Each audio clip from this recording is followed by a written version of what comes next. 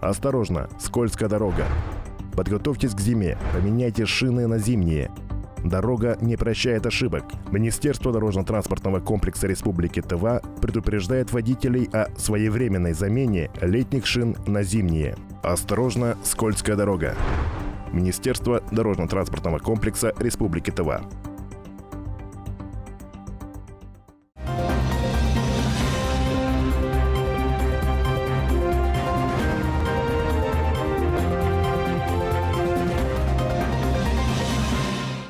Здравствуйте, в эфире новости на Тува-24. В студии Алдын Казбуян и сегодня в выпуске.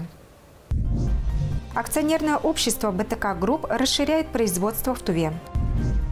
Социальный контракт и его возможности о том, как выйти из черты бедности. Тувинские артисты подписали соглашение о сотрудничестве с коллегами по цеху из соседних регионов. 11 ноября в России отмечается День экономиста. Новая дата в перечне российских профессиональных праздников появилась согласно приказу Министерства экономического развития Российской Федерации в 2015 году. Экономист – это специалист в сфере экономики, который занимается проведением экономического анализа работы организации для повышения ее эффективности, контролирует исполнение бюджета и ведет периодическую и управленческую отчетность. А теперь к другим темам. Акционерное общество БТК Групп выполняет условия договора с правительством Республики Тыва, по которому будут увеличены мощность и количество рабочих мест, что позволит и расширить производственные площади. В этом году правительство республики на площадках Петербургского экономического форума договорились с руководством акционерного общества БТК Групп о расширении обособленного подразделения в Кызыле. На сегодняшний день компания открыла дополнительный цех, где уже трудятся 20 местных швей. Трудоустройство продолжится. Так, в течение ближайших месяцев общая численность персонала возрастет до 200 человек. Многие высококвалифицированные швеи трудятся здесь с 2018 года, с начала работы подразделения. Кроме них в коллективе упаковщики, грузчики, слесари и наладчики. С начала этого года здесь отшили более 57 тысяч зимних шапок, 481 простыней, 235 тысяч наволочек и 4 тысячи пододеяльников. Сейчас в связи с военной спецоперацией швеи шьют армейские рукавицы. На очереди еще утепленные жилеты. Производственные площадки предоставлены региональным агентством инвестиционного развития. Сегодня в аэропорту Кызыла власти Тувы, близкие и родные встретили военнослужащего Вадима Сугежика. Он вернулся в родную республику после продолжительного курса лечения в военных госпиталях Санкт-Петербурга и Москвы. Вадим Сугежик служит в отдельной горной мотострелковой бригаде. В ее составе стал участником спецоперации на Украине. В июне во время боевых действий получил тяжелое ранение. Когда только узнал о ранении сына, сразу поехал в Санкт-Петербург. Почти 5 месяцев он пробыл в военных госпиталях. Очень хотел домой. Теперь он вернулся домой. Верим, что родные места придадут ему сил. Надеемся на скорое выздоровление сына, чтобы как можно быстрее встал на ноги. Также выражаю благодарность всем, кто помогал нам. Сам Александр Ондарович Сугежик является активистом общественной организации «Союз ветеранов Афганистана». В горячей точке тогда он пробыл почти 1,5 года. Когда сыновья Вадим и Влад сообщили ему, что выбрали военную профессию, отнесся к их выбору с уважением. Также с вернувшимся бойцом встретились представители правительства Тувы, Верховного Хурала и общественных организаций. Слова благодарности военнослужащему за отвагу и храбрость выразил вице-премьер Тимур Кулар. Мы гордимся вашим мужеством. Рады видеть вас дома, Вадим Александрович. Желаем скорейшего выздоровления. В ближайшее время, как будет удобно, предлагаем пройти курс реабилитации в санатории «Серебрянка». Напомним, что по поручению главы Тувы Владислава Хавалыга в медицинских учреждениях республики организован зеленый коридор для всех участников специальной военной операции. В части направления на реабилитацию в санатории-профилактории «Серебрянка» правительство республики активно взаимодействует с новой общественной организацией ветеранов и участников СВО «Черный барс». Только за последнюю неделю реабилитацию прошли более 10 человек. Сайгын Бирбю, Азамат Очур, Тува-24.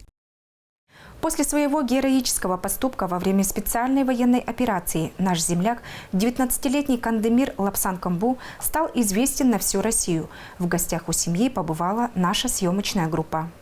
Накануне Кандемир со своей тетей встретились с главой Тувы Владиславом Хувалыгом. В ходе теплой встречи обсудили интересующие вопросы. Так, по инициативе главы на следующей неделе после реабилитации в санатории «Серебрянка» Кандемир приступит к работе в МЧС в своем родном городе Шаганаре. После 11 класса Кандемир учился в медицинском колледже в Новосибирске, но решил пойти в армию. А после прохождения срочной службы отправился добровольцем на спецоперацию, чтобы защищать свою страну как настоящий мужчина.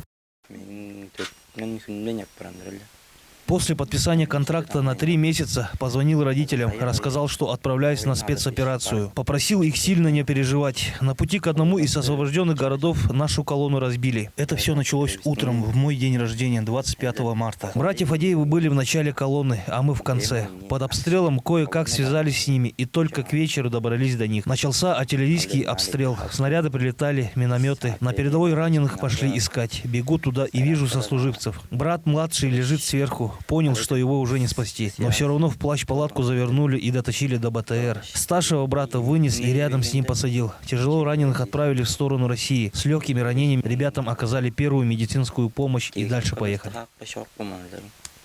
О том, что Кандемир помогал семье с 6 класса, подрабатывая в пилораме, собирая металлолом, загружая уголь, уже говорилось. На первые заработанные деньги он купил продукты домой и сладости для сестры и брата. Также Кандемир водит любую технику, от легковых авто, мотоцикла до трактора и КАМАЗа. Его интерес к машинам передался от дедушки, который научил его в детстве чинить велосипед. Маме Кандемира, Алене Балчи, 37 лет, 8 лет работала младшей медсестрой в тубдиспансере Шаганара, но, к сожалению, 5 лет назад перестала ходить. Теперь она инвалид первой группы. По поручению главы Тувы мама Кандемира также пройдет санаторное и дальнейшее необходимое лечение. Мы всей семьей в день медработника собирались, выезжали на природу с моими коллегами. Дети очень любили отдыхать на природе, поплавать, побегать. Мы очень весело проводили время. Там бывали разные соревнования. В них мы все активно участвовали. А папа Буян Балчи также по контракту служил в Чечне и как ветеран боевых действий получил земельный участок в Шаганаре. Здесь семья построила небольшой дом на средства материнского капитала. Младшие брат и сестра учатся в школе и гимназии. Для них старший брат – герой и кумир. Воспитаны они также трудолюбивыми, добрыми и скромными.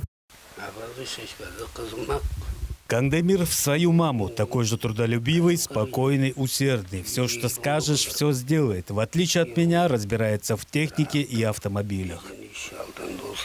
В школе Кандемир любил предметы своего классного руководителя Людмилы Данжаловой. Это русский язык и литература. Признается, что плохие оценки бывали, но он их исправлял сразу. Сегодня Людмила Данжалова рассказала, каким он был в школе и каким вернулся после спецоперации. Кандемир всегда был спокойным учеником, с ним никогда не было никаких проблем.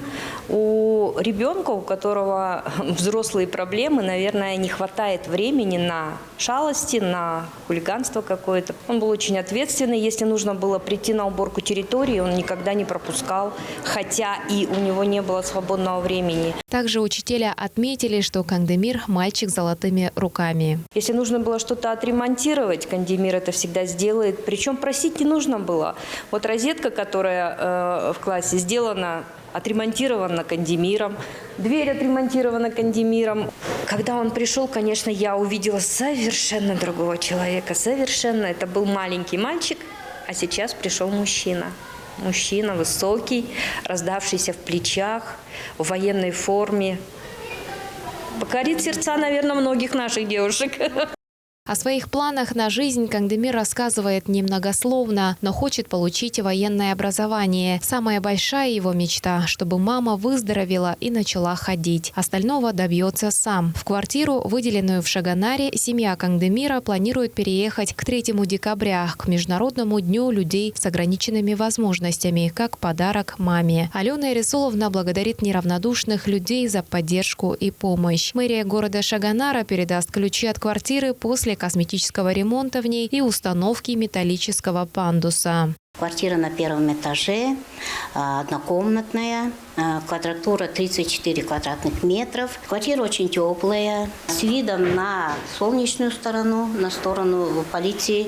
Мы эту семью будем поддерживать всемерно, всесторонне, со всех сторон в социальном плане. Командование части, где служил наш юный герой, подали ходатайство о его награждении. Кандемир и его родители, воспитавшие достойного сына, обязательно будут отмечены республиканскими государственными наградами, отметил Владислав Хувалых. Церемония вручения государственных наград состоится в канун Нового года. Айдана Хувалых, Чайхан Дунгак, Азамат Очур, ТУВА-24.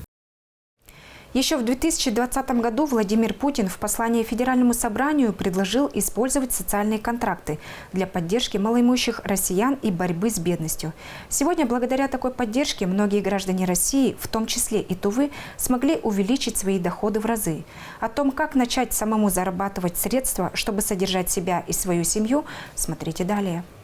Аймира Ондар по образованию медик. Долго работала массажистом и всегда мечтала открыть в ПГТ Кахем цветочный магазин. Жителям поселка долго, да и затратно доезжать до цветочных магазинов, ведь они в основном расположены в центре столицы. Для реализации идеи не хватало уверенности и денег. Выйдя в декрет, все-таки решилась на свой страх и риск в канун 8 марта вложить деньги в тюльпаны, которые продавала у администрации района. Каждый покупатель, разворачиваясь, и приезжали.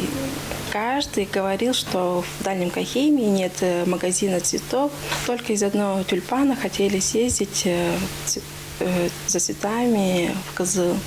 Увидели меня и покупали у меня, получается. Тогда у меня появилась идея открыть цветочный. Вырученные деньги с продажи тюльпанов Аймира Ондар вложила в небольшой магазин. Но тут столкнулась с финансовыми проблемами. А отказываться от своей мечты девушка не хотела. Посоветовавшись со своей семьей, она подала заявку для участия в социальном контракте, в котором активно участвуют жители Тувы. Так она получила поддержку от государства в виде 250 тысяч рублей. К счастью, Аймиры не было предела. На полученные деньги она сразу приобрела холодильник, полки для цветов и гелевый баллон. 2021 года с апреля месяца, получается, как самозанятая. А сейчас, в данный момент, мы расширились. Теперь я как индивидуальный предприниматель. Раньше я арендовала маленькую комнатку, а сейчас уже у меня большое помещение, большой холодильник, уже отдельная комната для хранения цветов. Так, в целях расширения и улучшения качества реализации программы «Социальный контракт» Министерство труда и социальной политики Тувы совместно с Центром занятости республики для тех, кто только начинает свое дело, проводили курсы по налогообложению. Аймира Ондар обучилась финансам и флористике у профессионалов. Как говорится, дело пошло как по маслу. Магазин расцветает, а покупатели довольны. Все очень классно. Мы как живем в Кахеме, и для нас это вообще просто подарок. Здесь шары все время берем, цветы, все свежее, все хорошее, как бы и цены вполне хорошие тоже. Всегда очень приятно приходить. Продавцы все время дружелюбные, улыбаются и приятно в общем. Пока до города доедешь, уже все желание отобьет за одним букетом ехать. Проще здесь быстренько заскочил, купил и довольный. Спустя год Аймира Ондар расширила свой магазин. Теперь, кроме цветов, у нее в магазине можно приобрести различные сувениры ручной работы, которые также выполняют жители Кызыла, участники социального контракта. Это светильники из фоармирана и различные подделки из фанеры. Совместное сотрудничество выгодно и ей, и ее коллегам по цеху. Красноярский край, Республика Хакасия и Республика Тыва связаны вместе рекой Енисей, символом единства 3 регионов. В последние годы взаимоотношения Енисейской Сибири совершенствуются и закрепляются масштабными проектами. За одним из них наблюдал Сайгын Бюрбю. Сегодня мы наблюдаем за реализацией одного из проектов, разработанных на форуме «Енисейская Сибирь». Открытый урок по патриотическому воспитанию учащихся школ 3 сибирских регионов. Главная задача урока «Енисейская Сибирь» – познакомить учеников с историей народов соседних регионов, традициями, выдающимися людьми и уникальной природой. Познавательный урок для первоклассник лицея номер 15 стал первым. Сегодня у моих первоклассников очень необычный урок. Это урок выходит за рамки школьной программы, но эти уроки должны быть у всех. Несмотря на то, что мы маленькие, мы должны с малых лет уже изучать историю, традиции, обычаи своего народа. В рамках проекта «Урок Енисейской Сибири» были разработаны методические пособия, видеоматериалы и игры для старших и младших школьников, иллюстрированный раздаточный материал. Полностью комплект рабочих тетрадей, карт Енисейской Сибири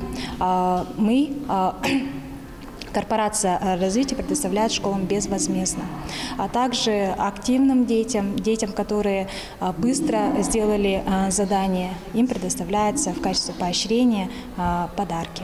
Действительно, малыши с большим энтузиазмом приняли урок. Глаза ребят горели непосредственным интересом. Ученики впитывали новые знания. Буквально чувствовалась атмосфера взаимопонимания детей с учителем. Во второй строчке что там сказано? Чистый чум. Это у Нганасана. Занятия проводятся в интерактивном режиме. Детям сначала показывают ознакомительный фильм о памятниках истории и культуре Енисейской Сибири, ее уникальной природы, а также о замечательных людях, много сделавших для развития Сибири. После просмотра ученики выполняют задания в рабочих тетрадях.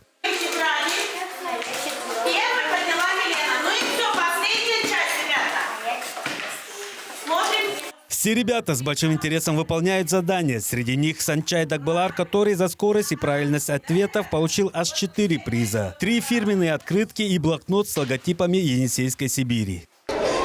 Мне очень сильно понравился урок, особенно соединять линии и отвечать на вопросы. В завершении урока каждый ученик получил домашнее задание по карте Енисейской Сибири, которое предстоит выполнить совместно с родителями. Это тоже часть проекта «Свой регион» и чем живут соседи, должны знать все. Открытый урок «Енисейская Сибирь» в 15-м лицее завершен. Все ученики справились с задачей. Следующий урок состоится в Шамбалской средней школе. Сайгын Бирбю, Буян Монгуш, Азамат Очур, Тува-24.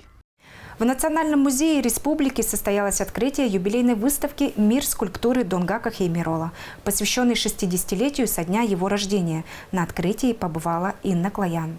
Имя Хеймирола Донгака стало известным в республике после награждения его премией комсомола в 1989 году за участие на крупнейших всесезонных и всероссийских выставках, созданными камнерезными произведениями. Сейчас его творение можно купить не только в музее, но и в магазинах столицы. Сам юбиляр давно занимается камнерезным искусством. Фигуры Сагаль-Маталита представлены, потом фотографии больших работ, скульптур, которые стоят в городе Кызыле, районах. Сейчас на выставке представлено очень много образов животных, которые обитают в Туве. Там есть снежные барсы, яки, сарлыки, там горные козлы, горные бараны. В общем-то, все, что очень интересно мне, я показываю. Пластическое искусство скульптора Хеймирола Донгака неразрывно связано с историей и культурой древней Тувы. Связь эта не только биографическая, но и тематическая. Камнерезное искусство меня окрыляет и вдохновляет.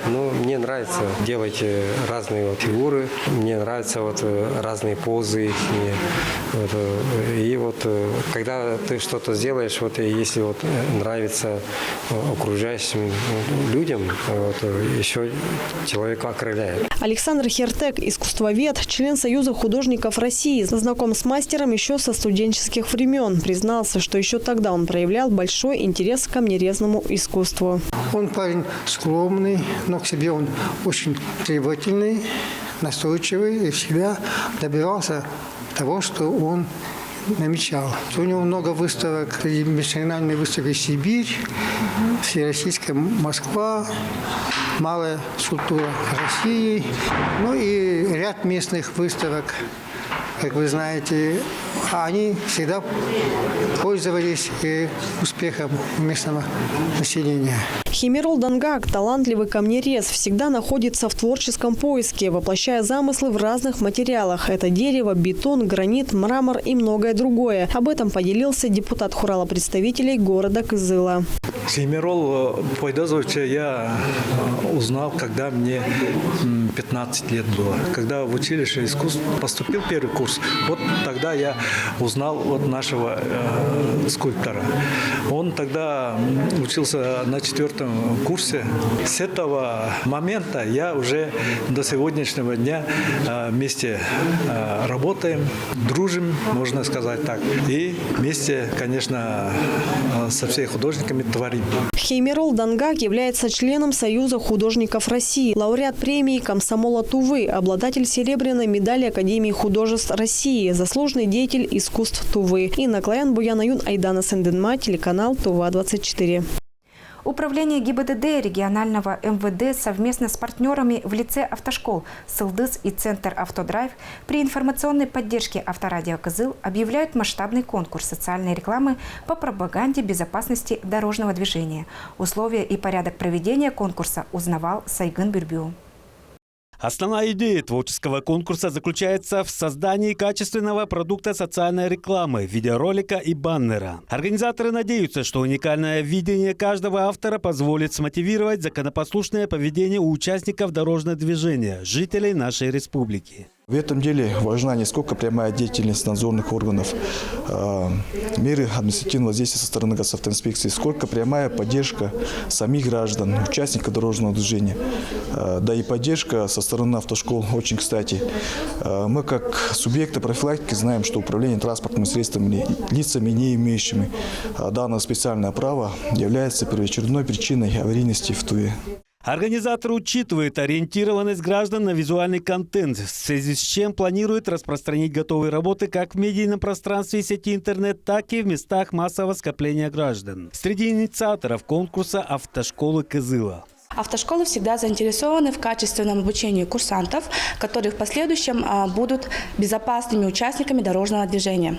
Поэтому мы с удовольствием согласились принять участие в мероприятии, которое было объявлено госавтоинспекцией. В конкурсе могут принять участие все желающие. Подробная информация размещена на официальном сайте регионального ГИБДД. Для участия необходимо подготовить социальный видеоролик, хронометраж которого не должен превышать 2 минут, и баннер о безопасности на дорогах. Особенное внимание уделяется следующим факторам риска. Рассуждая о причинах аварийности, мы можем сказать, что у нас на первом месте стоят лица, не имеющие, а также лишенные права управления транспортными средствами. На втором месте провоцируют ДТП лица в состоянии опьянения. На третьем месте у нас причина превышения скоростного режима. Соответственно, мы будем акцентировать внимание именно на данные темы, потому что они актуальны у нас в Туве. Кроме того, если смотреть по баннерам, нам очень хотелось бы, чтобы участники использовали изображения частных лиц, физических своих лиц, потому что нейтральные баннеры, они будут недейственны. За 3 лучших социальных видеоролика и 1 баннер предусмотрено 4 призовых места. Причем они актуальны и востребованы в век автомобилей. Мы совместно с коллегами из других автошкол предоставляем 4 сертификата на бесплатное обучение в наших автошколах. Сертификат бессрочный, дает право на обучение в любое удобное время. Сертификат дает право на бесплатное обучение вождению по категории «Б», то есть управлять легковой автомашиной либо грузовиком грузоподъемностью до 3,5 тонн. Право на обучение можно передать любому другому человеку.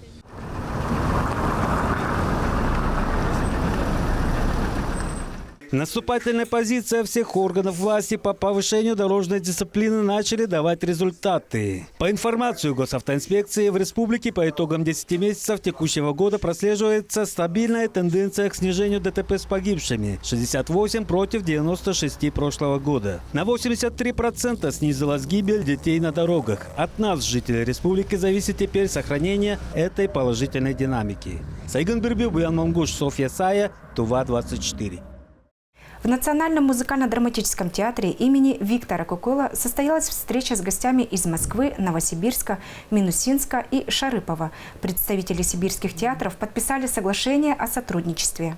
Накануне состоялось важное для театральной жизни Тувы событие. Тувинские артисты подписали соглашение о сотрудничестве с коллегами по цеху из соседних регионов. Поводом для встречи послужил мост дружбы, проложенный между Национальным музыкально-драматическим театром и театрами Сибири.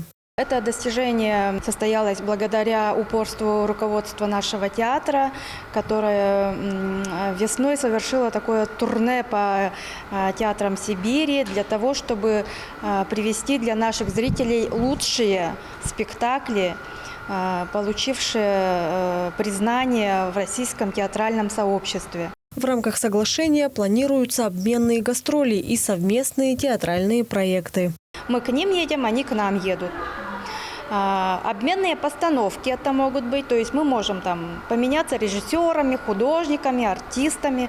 Это может быть совместный спектакль. Например, идея у нас сейчас витает, да, о том, чтобы сделать совместную постановку с Минусинским и Национальным театром Тувы о Софьянове. И здесь подключилась новая Евразия, да, наши гости из Москвы. Кроме того, уже этим вечером в 19 часов состоится показ спектакля Шарыповского драмтеатра «Я нанял убийцу». Он номинировался на национальную театральную премию «Золотая маска» сразу по 6 номинациям. В спектакле рассказывается об одиноком французе Анри Буланже. Необычное такое существование героя, который потерял работу и не знает, что делать дальше. Пытается покончить жизнь самоубийством, но у него не выходит. И он решает нанять убийцу. А что дальше, это, конечно, нужно смотреть. Для постановки режиссер Шарыповского драмтеатра Галина Зальцман взяла фабулу фильма «Я нанял убийцу» и добавила персонажей из лент «Ленинградские ковбои едут в Америку» и «Береги свою косынку, Татьяна». Наша необычность постановки именно состоит в том, что зрителю будет смотреть, киноверсию. Там именно элементы киноверсии. Длится около 2 часов, без антракта. Зритель не устанет точно. Билеты на спектакль «Я нанял убийцу» можно приобрести в кассе Национального театра Тувы. Инна Клаян, Шалбан Мангуш, Буян Мангуш, Азамат Ачур, телеканал Тува-24. Сразу после подписания соглашения тувинские артисты представили гостям премьеру исторической драмы «Мюде. Начало империи». Спектакль поставлен по пьесе Эдуарда Межита, режиссер-постановщик Леонид Канол.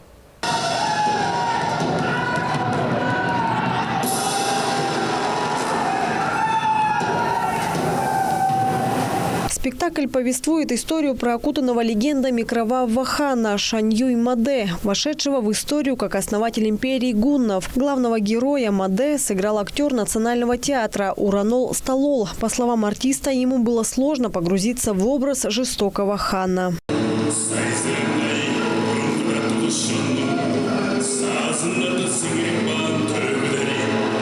Режиссер хочет показать его такие человеческие качества, как он пришел к этой жесткости. Потому что изначально, когда он, конечно, как все был. Потом, если бы не эти обстоятельства жизненные, да, он бы не стал бы Маде, и он бы не стал бы ханом Маде, Шаньюй Маде.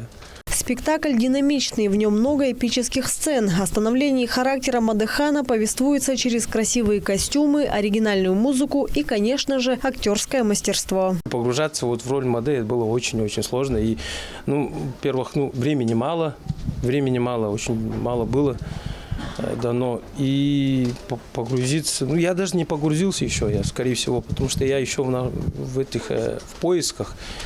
С каждым разом, наверное, все буду находить новый характер, повадки, не знаю, поведение, может, или пластику какую-нибудь.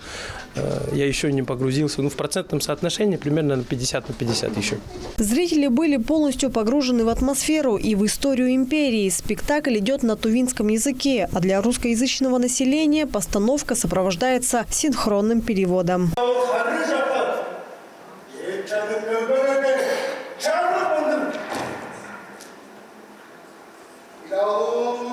Добавим, что Маде «Начало империи» является завершающей частью трилогии о великих полководцах Субидея, Культегине и Мадехане, оставивших свой след в истории древней Тувы. Инна Клаян, Шалбан Мангуш, Буян Мангуш, Айдана Сенденма, телеканал Тува-24.